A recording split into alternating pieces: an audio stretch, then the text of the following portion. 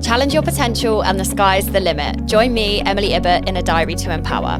From a starting point of a love for dance, my life has evolved, but along the way, I've learned so much in how we develop, learn and grow from those around us to elevate us even further on. Be inspired and be open to learn, and no limit will ever exist.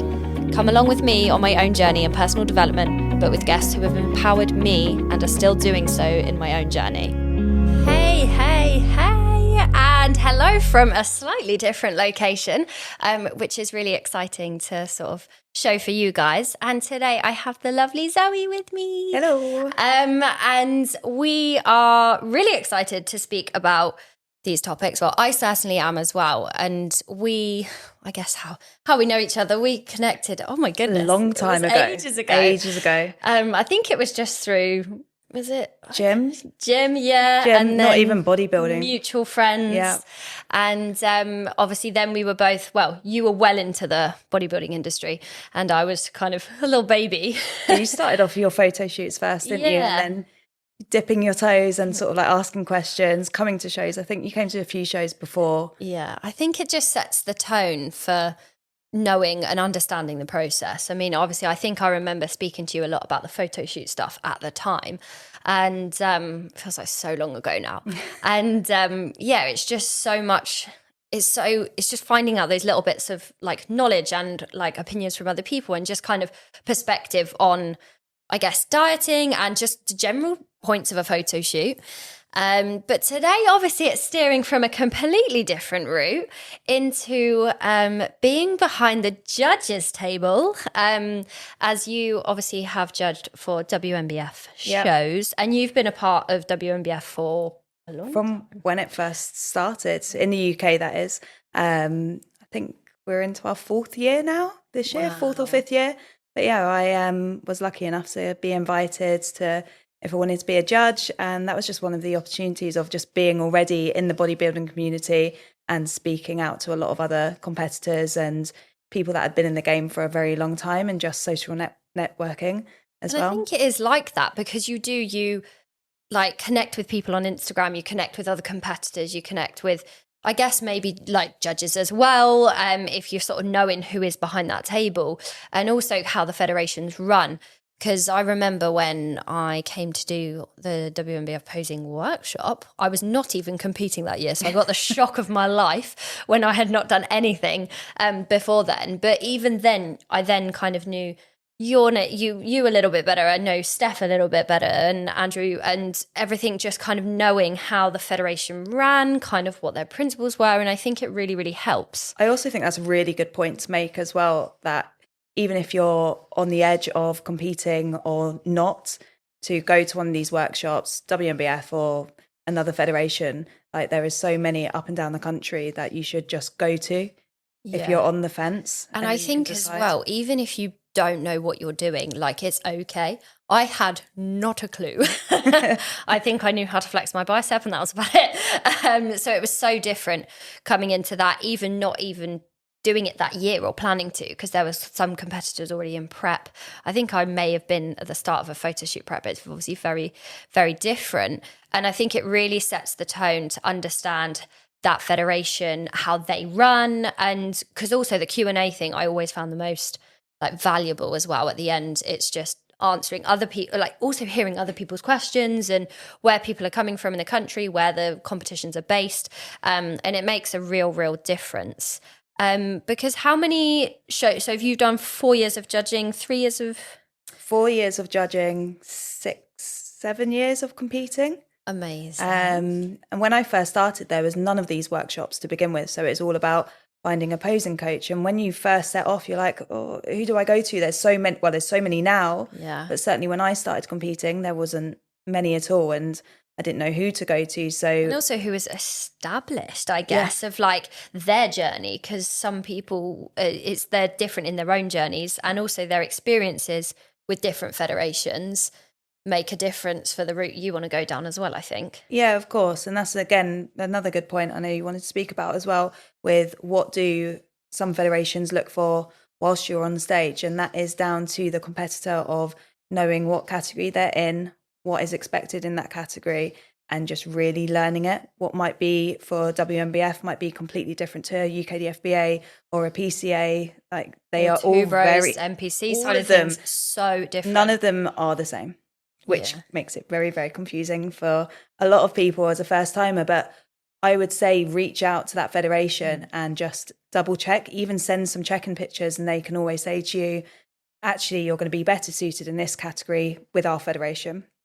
Because I know even at WNBF event, some people have put 2 down and Steph's gone, we'll refund you for 1 class category, but actually you're better suited here. Yeah, and I think it's really helpful because I guess people are quite scared to reach out to federations because they maybe, some of them are quite sort of strict in sort of the feedback that they may give or not, and others maybe not so much. But, I always think even for reaching out towards the judges post-show, a lot of people, maybe not instantly, because they're obviously on the show days. It's a lot for us to take in, especially after a show day.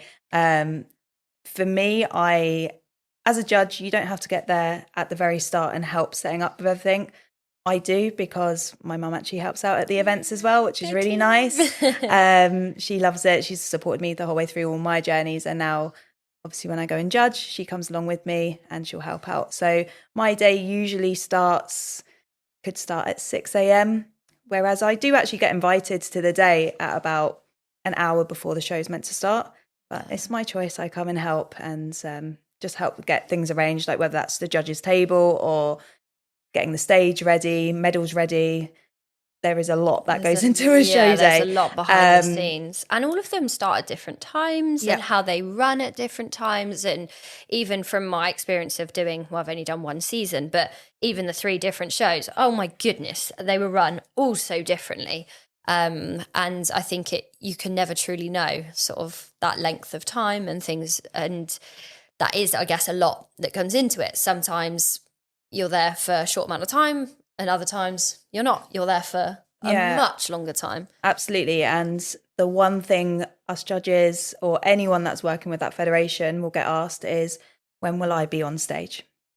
When you will be on stage, again, every federation is different. Going from what I know with WNBF, we average that every class will take 15 to 20 minutes. However, if you've got 2 people on one category, it's not even going to take 15 minutes really.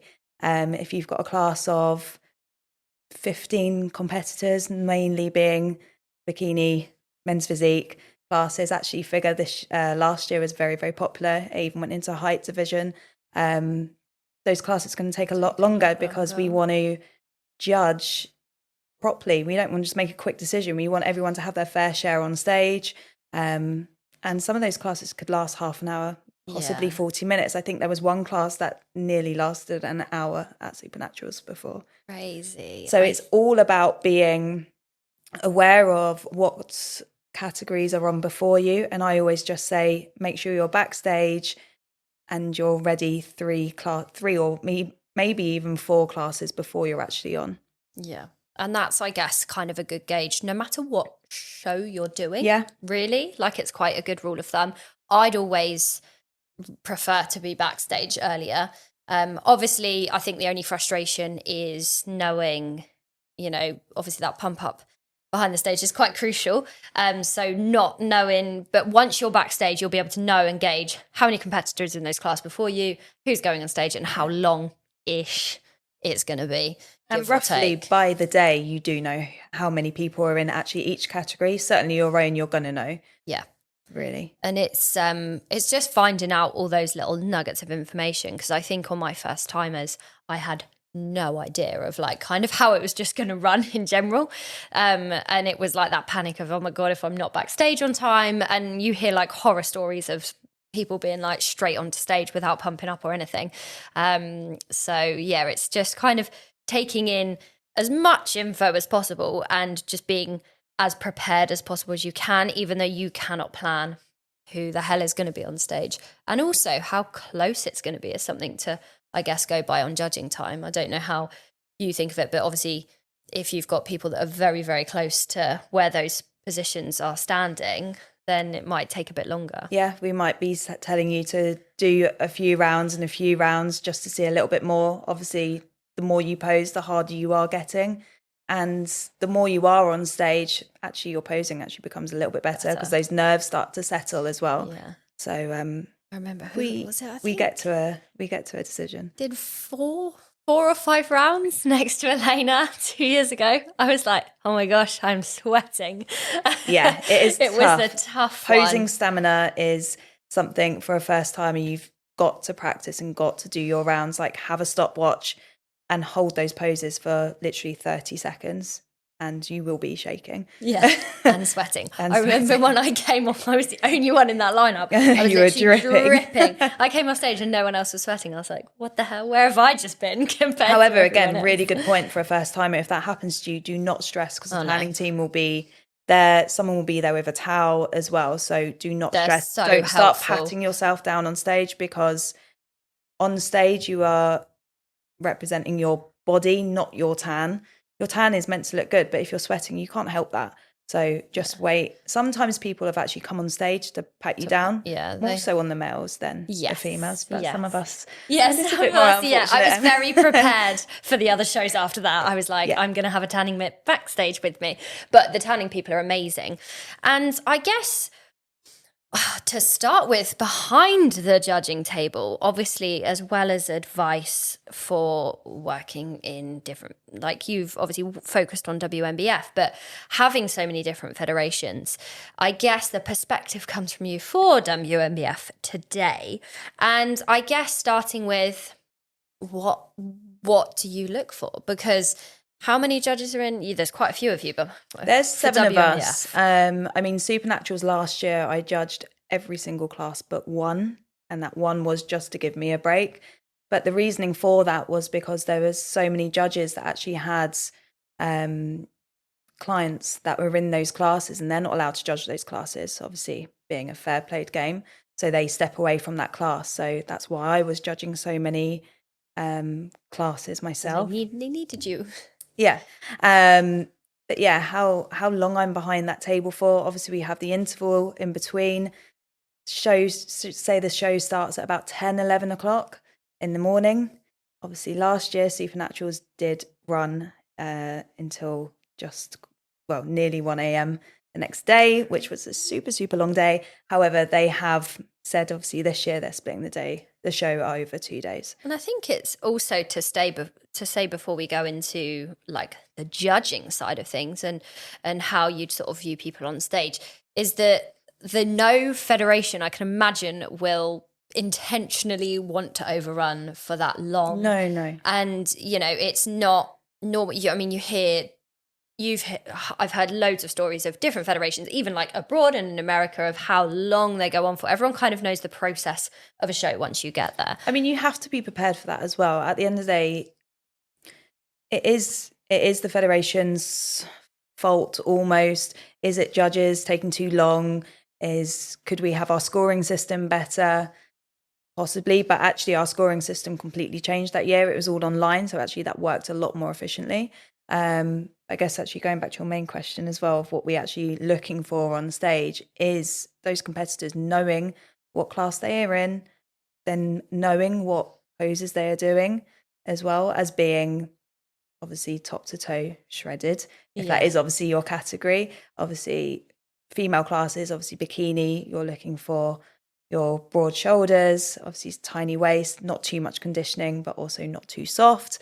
But just making sure that you can see that the competitor is actually fully invested into it. And it's not just I've said on Instagram, I'm going to go and do a bodybuilding show, and they've just done it for that. Like you do as a competitor, I feel like you really need to know your why. Yeah. Because that does show on stage. Yeah. But also that the competitor's having fun on stage. Yes. There is nothing worse than seeing a competitor just and you want it smiling. Like posing and presentation, I think is such a big thing, and I think it's people are pushing it more in terms of like posing coaches. Obviously, there's so much more out there to have like as a facility for you to enable your posing and presentation to be the best it possibly can be. And I think you can't practice too much, like at all. And it really helped me. And I find that I didn't really notice a massive shift like straight away in my posing, but over time I was like, oh, I look completely different to how I presented or posed like sort of the year before. Yeah, no, posing is definitely one of the bigger things. You could be, say, like your category being figure, you could be lean, you could have that X frame completely there. If your posing is not good, that will score you down because you're not presenting yourself in the best possible way to show off what you've worked so hard for. And it's like you take so long in building what you've got and sort of having that. But if you can't show it off, it's not got that same And sort of smile on stage is my biggest thing. Like, I think I smiled at you a few times. Like, the judges aren't there to criticize you. If you're going to smile at the judges, we will smile back. Yeah, we're not robots. Yeah, we are not robots. So yeah, no, definitely smile. And if you're doing a routine, obviously I know figure not in WNBF, obviously again another federation thing, know what you're going to be doing on stage. If you're going to be doing an eye walk, if you are going to do a full routine, which I know you love the process of doing, or if it's literally just your eye walk or tea walk. But yeah, I think that's a real standout with the routines. Kim was a first timer, and I know Kim from the gym already, and I know she's a performer, and wow, she got best presentation that year. And it was her first year as well, so it is possible. It's an opportunity as well, whether it's eye walk or whether it's routine, no matter what it is to show like you. Yeah. Like, yes, you want to show you in your comparisons, but obviously there is only so much you that you can show in your comparisons because it's there for a reason. And it's your time to kind of, I guess, shine. And speaking of onto that, with some have eye walks, some have tea walks, some have routines, that also varies depending on your category. Yes. So obviously in figure, you've got fit body. And we do our routine. Which in other federations is athletic figure, which would also have a routine, but then tone fitness. It's just crazy. So do your research. Yeah, I can't stress that enough. Anything. Do your research. Because it is quite confusing, because I think so many people, I've had people recently ask me questions about like categories and stuff, and people say to me, oh, like, are you staying in your same category? And I'm said, yes, but I want to be like obviously a more improved look in my category. And that may further down the line cross over to above, but I will not know that until I get closer to the time. So you have to go in knowing what your look is, because you also have to be able to communicate with your coach, given they will or should know what you want to achieve, and they should have an idea of sort of you need to also do that research ahead of them, because they may have many competitors doing many different federations. So it's also on you to kind of do the research for that federation, that and category. Absolutely, even if you're on the fence and your coach is on the fence of not knowing, send your check-in picture to the federation. Yeah. They will put you in the right place. And also look on, I found it really helpful to look onto all the websites. Yep. So they've got all the, almost, I guess it's like the archives of different years, or obviously the previous year is always the best to go by. But it gives you so much information for how your look for yourself can sort of be as close towards or to present in that way as well. Yeah, no, absolutely. And I think as well, just touching on routine, you're a performer background. Yeah. I am not. I don't dance on stage, and I found that actually not my worst bit, because I enjoy the whole process, but that was my most like scary part, I guess, even being six years in. Every year I was like, oh my God, routine, what am I going to do? What am I going to do? But if you pick a song that you like and you enjoy, that is really important. Yeah. Don't just go with something because someone else did it. Yeah. And or it looks just cool. Because it's like a trending song, or it just, you've got to love it, because you're going to have to listen to that a lot. Hundreds of times. You will listen to the song more than you supposed to as well, because you want to. With me, I like hitting shots on the beat. Yeah. Because in my head, where I'm not a dancer or have had that experience in the past, I just found it a lot easier going off the beat, hitting a pose, move, go. Yeah. Definitely. And that's how it worked in my head. And then also, I think what really helped for me is then having all of that ideas you can carry that to a posing coach or when you have workshops and things like that, because you can give all of that information. This is my song. This is kind of what I'm thinking. And it gives them so much information to work with you, because it's your routine over anything else. It's not the posing coach's routine. Obviously, they can help create it and work through it for you, but you've got to kind of have that connection with it as well. Otherwise, you're just kind of like, 100%. say, like blank face. So I guess with the posing side of things, obviously we're covering a lot of bases, and we know obviously from female perspective, males as well. I think, do you ever find that the differences, I mean, obviously for men's physique and bodybuilding, it's huge difference in posing. And how would you kind of say for the male side of things with their presentation? So in the male side of things, I would say bodybuilders just hit your shots in time. Bodybuilding in men, I don't actually have too much of an issue with, and actually judging those lightweights, middleweights, heavyweights can actually be really, really tough. Yeah. Or we've done it in heights before. But actually it's more your men's physique competitors that I find posing, keeping your hips facing the front rather than them facing slightly off. In WNBF, we're really strict about your hips being face fronting more than anything else. And my personal markdowns are when those hands come above the head. Yeah. Because our arms stay below the waist. Right. We're not bodybuilders in men's physique. Of course, when you go and do your eye walk, that is showing you off. So I feel like you can feel free and show a bicep shot. But at the end of the day, that is not a men's physique shot in WNBF. And even with, because men's physique, they still have above the head behind. Abs and thigh. Abs and thigh, okay.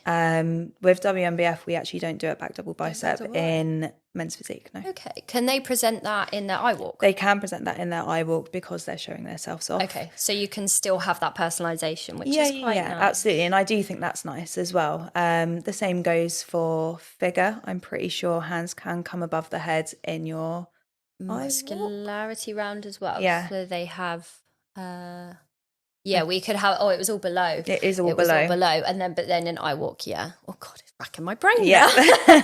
So and even I guess even from it's constantly developing and changing. So even from I guess WNBF, like they slightly tweak things as they go along. So every year it's always keeping it up to date. And also like following the federation on Instagram and finding out their updates as they go. If you're competing with them, you want to know what is going on, because you'll be more in the know when it comes to show day as well. Well, we actually have a new category for men's, which is classic physique. So those of you that do know WNBF, they do their golden era round at the end of every male bodybuilding class. So that is just showing off classic bodybuilding. And that is why they've introduced this new category. And that isn't just WNBF UK, that is WNBF Global as well to have that class. Amazing. Because there are a lot of WNBF Global competitions. A lot. All over the place. Yeah, so I think this year, I can't remember. Somewhere in America they are in. Last year they were in Boston. The year before that, where I was, we were in Seattle. The year before that it was LA, Vegas. So they do the rounds. Probably Miami actually, they're probably back there. Amazing. For this year. Just be so cool. I think as well, like having the chance to compete abroad and to go for those sort of tickets and to have that opportunity is huge, because you're just on a whole nother scope. Obviously we're so used to it's only 2 events, 2 main show days, isn't it? Obviously I know it's split now for Supernaturals. So it's really interesting to then see beyond that and have all these doors open up. And I feel like most federations are sort of up and coming with what's happening each year, with how people respond and the feedback and bits and pieces, which is really, really, really good. I guess and that was the biggest bit of feedback for the Supernaturals last year, of how late that show did finish. So that is why we have the 2-day now to not finish, to finish at a suitable time. Yeah.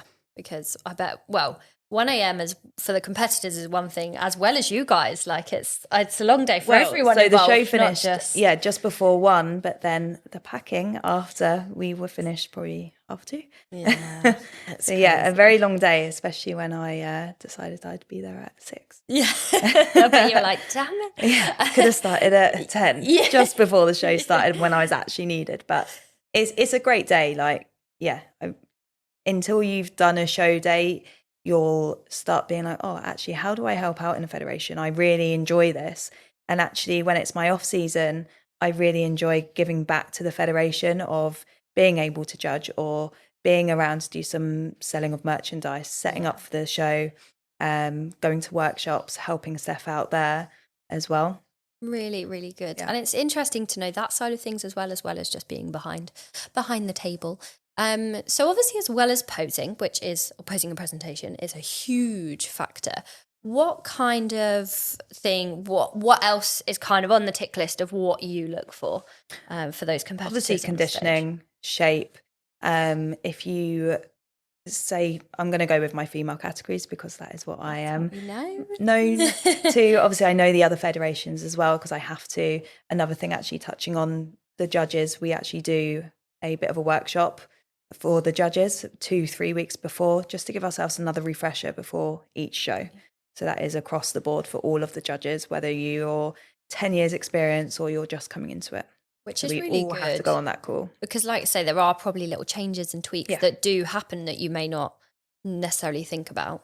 Yeah, absolutely. But what were you saying? Which is good. Behind, obviously, your tick box. So shape, condition is a huge thing. Shape, condition, yes. Where you might feel like you're lean enough, you might not be lean enough.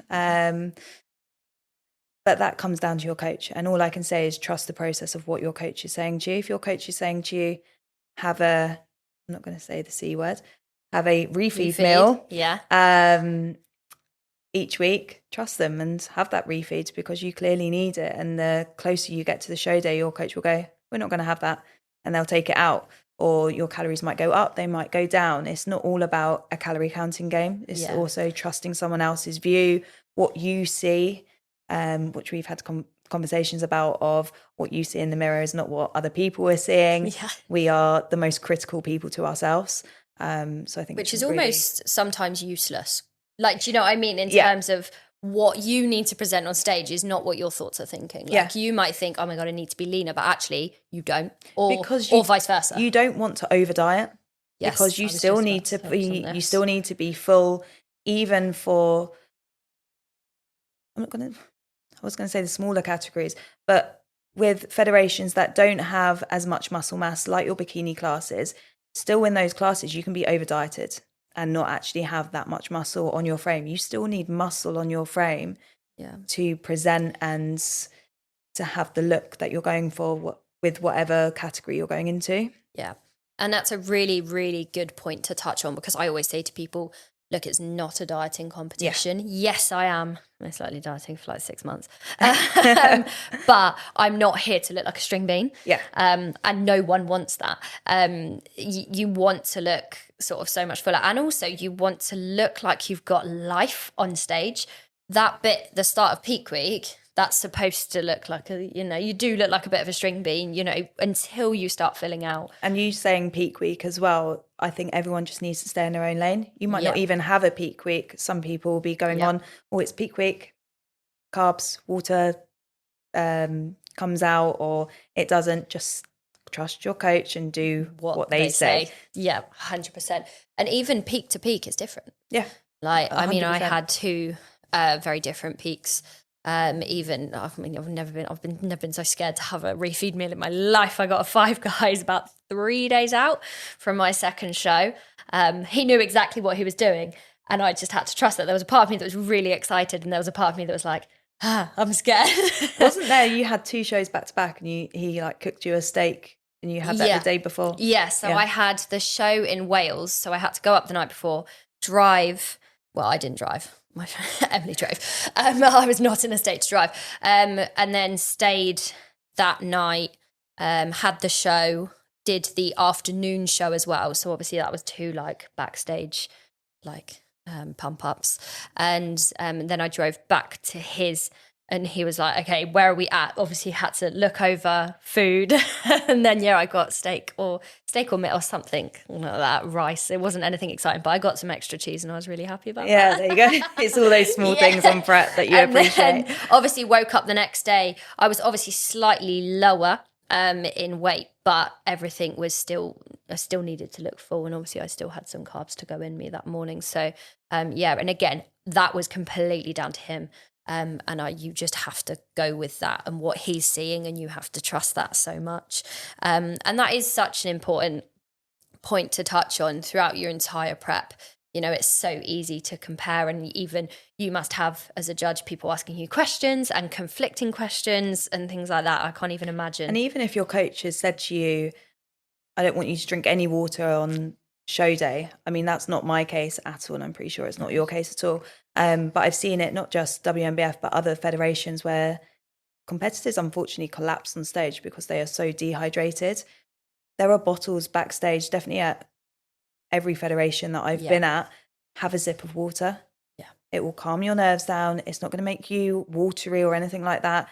It's literally going to do what it needs to do, hydrate you. Yeah. Okay. That water isn't going to go and sit on top of your muscles and you're going to look all watery and not conditioned. Yeah. You need that. It's hard work on stage when you're posing. So and if you're like me and sweat a lot, you're losing a lot of water. And I guess, obviously, we've touched on so many little points for what you want to see, but even more so down to you. What have some of the best athletes you've seen shown that have gone, yes, that's why they've got the placings they have? Like, I mean, Theo was a standout last year in men's bodybuilding. He has been in the sport for God knows how many years. And he just really deserved that pro status. And you could see how much it meant to him. You could see how passionate he was on stage. Yes, okay, he had loads and loads of experience, but like totally well deserved. And I think he saw every single judge. I know I saw him. He was like, thank you so much. Like, it means a lot because you don't realize as a judge actually how much it impacts someone's life and how much that means to them. But then equally, the competitors that maybe haven't done so well will actually wait for feedback at the end of a show and will wait for you. And I notice that all the time. And I actually end up going up to them because they're a bit timid of you can coming up. Maybe see that. But another standout competitor, I mentioned her before, Kim, her moves, energy. Oh my goodness. And she's going to hate me for saying this, but I think she's 50 this year. Unreal. And I think she started competing 3 years ago, maybe not even that long, 2 or 3 years ago. And she smashed it. It's like her place. It is really her place, but she is a standout just because of her presentation and what she did on stage, like busting everything.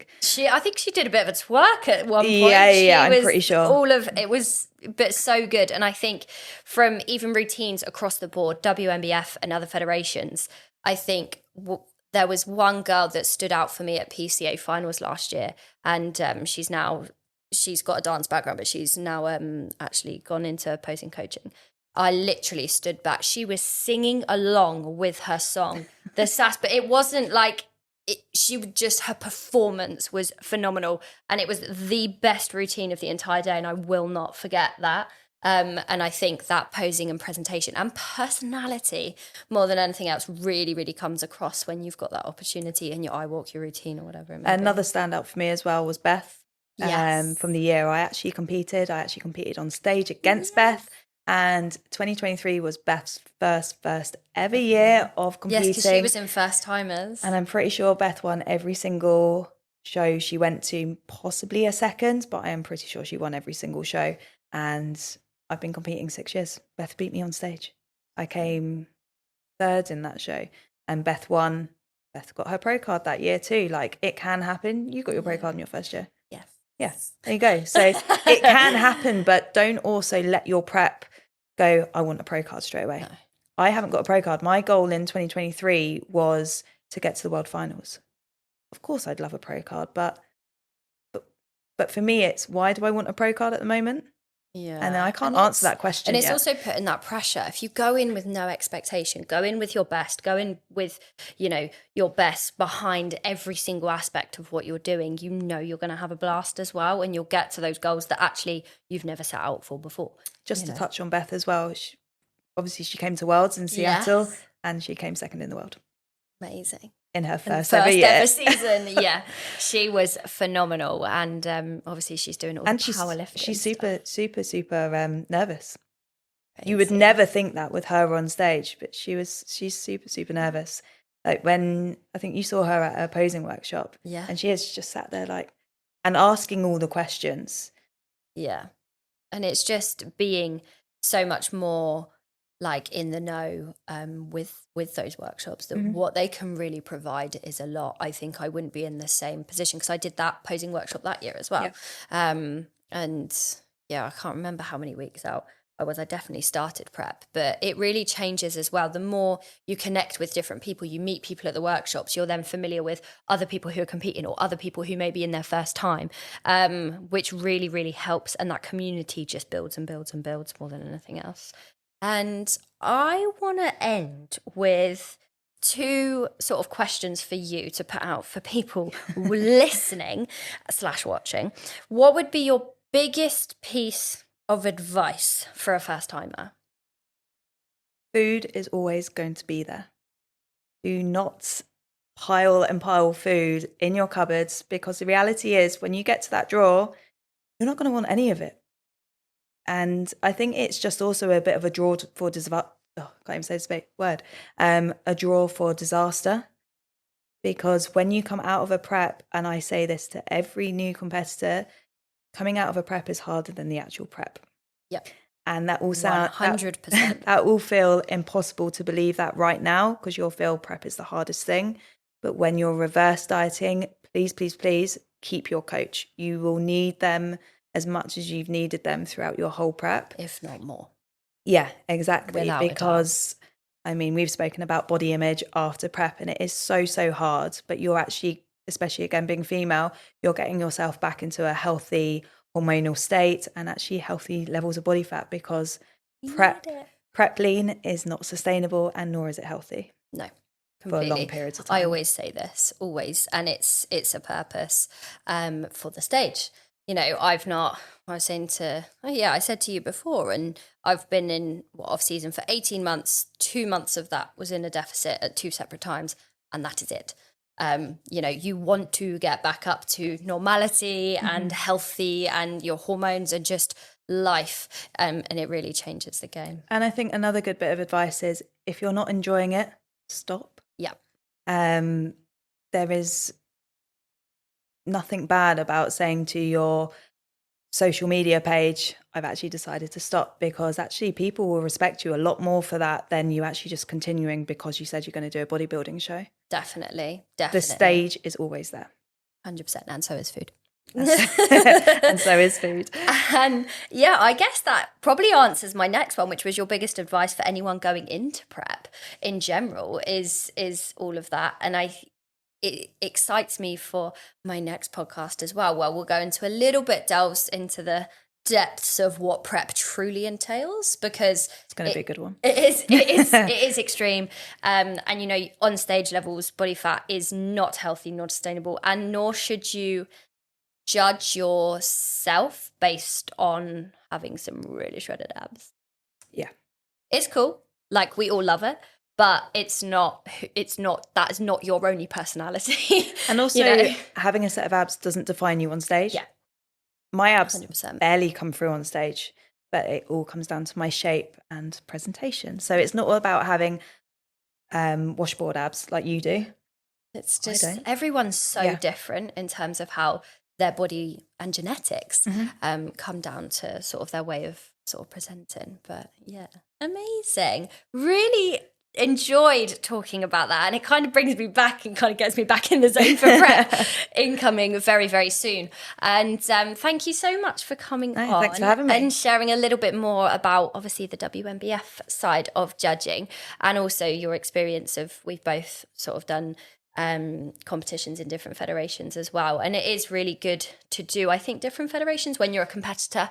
Yeah, I completely agree. I don't feel like you should just have your eyes set on one federation, one show. I do feel like you should go across the board and see where you fit in, because again, going back to when we were first speaking about what category you fit in, you might really want to do a WNBF show, but you might fit better in a different federation.